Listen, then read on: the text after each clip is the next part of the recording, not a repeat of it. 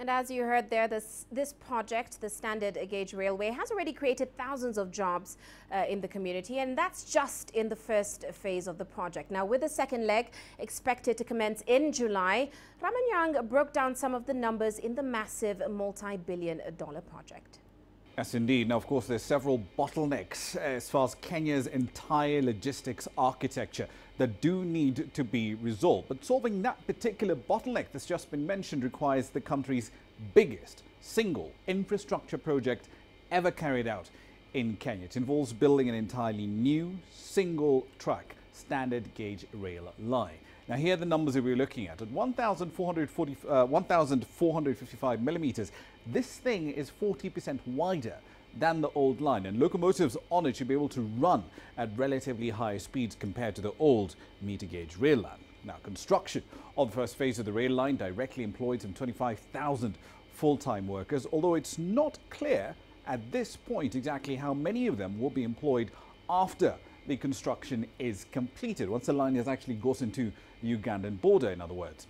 Construction of the next phase of the line, linking the capital Nairobi to Naivasha, some 100 kilometers away, is set to start somewhere in July or August. Now, once the new line becomes operational in June, passenger trains will be running at least 120 kilometers an hour from Mombasa to Nairobi. Cargo trains will be moving at a much slower pace of about 80 or so kilometers an hour, covering the same distance at an estimated of about 8 hours all in.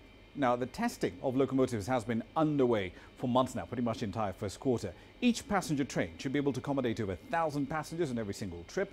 Prices for both passengers and cargo yet to be fully agreed on. But in late April, the Kenya Railways Corporation did hire a range of consultants to design the tariff structure.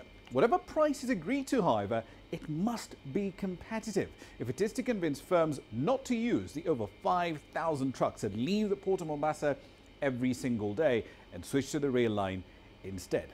So I guess the bigger question is, how is this all being paid for? Well, the first phase cost over $3.8 billion. 90% of that, and that's really that 3.8 billion we're talking about, came in from the Chinese Exim Bank. The Kenyan government provided the remainder.